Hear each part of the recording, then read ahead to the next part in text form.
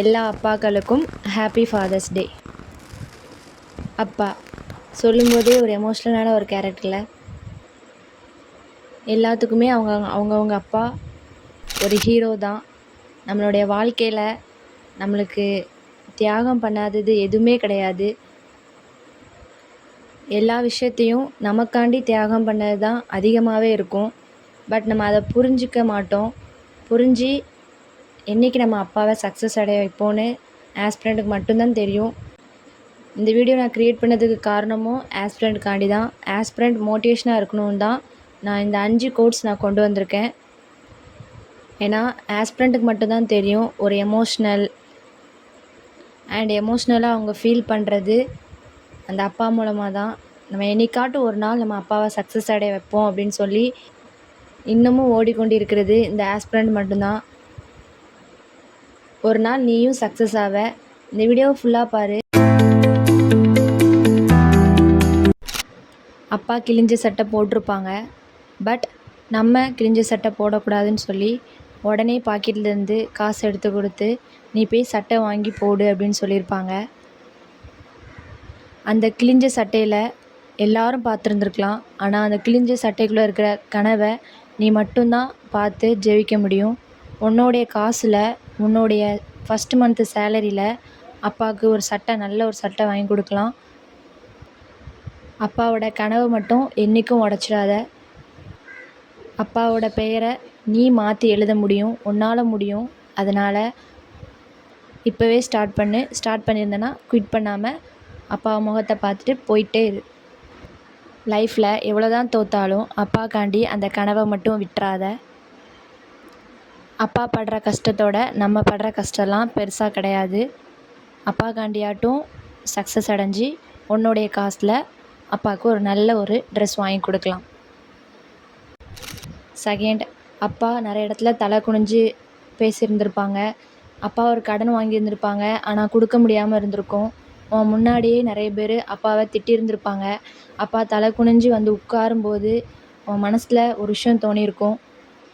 நம்ம எப்படியாச்சும் அப்பாவை தலை நிமிர்ந்து யார் பேசுனாங்களோ அவங்களுக்கு முன்னாடி அப்பாவை தலை நிமிர்ந்து வைக்கணும்னு நீ ஆசைப்பட்ட அப்படின்னா கண்டிப்பாக படித்து தான் ஆகணும். ஏன்னா அவ்வளோ கஷ்டங்களையும் தாங்கி இன்னமும் ஓடிக்கொண்டிருக்கும் உங்கள் அப்பாவை பார்த்தா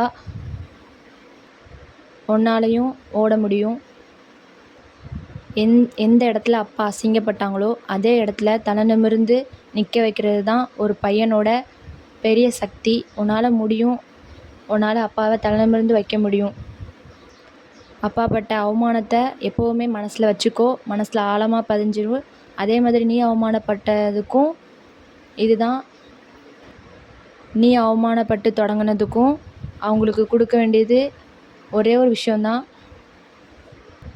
நீ படித்து உன்னையும் அப்பாவையும் தலை நிமிர்ந்து வச்சுக்கோ.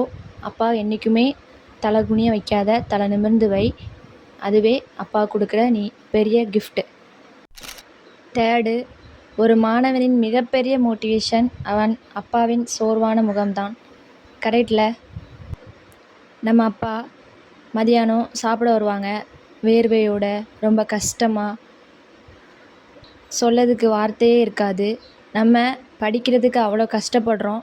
பட் அவங்க வேலை பார்த்துட்டு வந்து சோர்வாக நம்ம முன்னாடி வந்து உட்காரும்போது இன்னும் நம்ம சக்ஸஸ் ஆகலையேன்னு நம்மளுக்கு வருத்தமாக தான் இருக்கும். ஆஸ்பிரண்ட் அதெல்லாம் கவலைப்பட வேண்டாம்.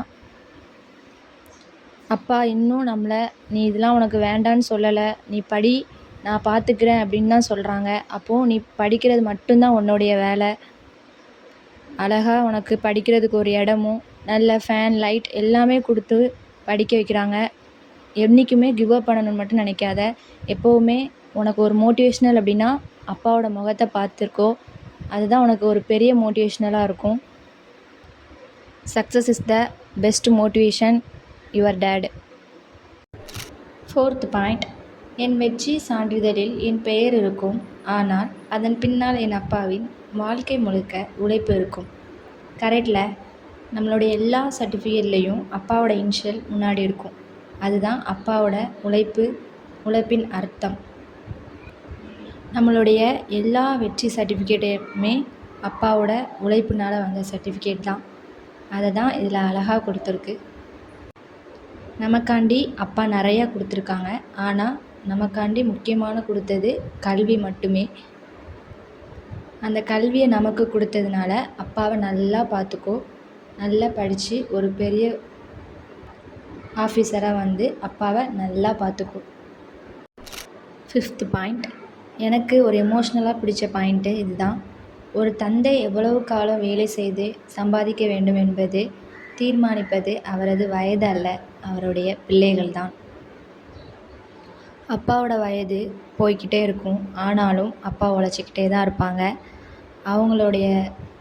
அவங்க அந்த வேலையிலேருந்து ஸ்டாப் ஆகணும் அப்படின்னா நீ ஒரு வேலையை வாங்கி தான் ஆகணும். நீ ஒரு வேலையை வாங்கினா தான் அப்பா வந்து சம்பாதிக்கணுமா சம்பாதிக்க வேண்டாமா அப்படின்னு தீர்மானம் எடுக்கணும். நீ நல்லா படித்து ஒரு வேலைக்கு போயிட்ட அப்படின்னா அப்பா கொஞ்சமாட்டும் ரெஸ்ட் எடுப்பாங்க. நல்லா படித்து ஒரு வேலைக்கு போயிரு.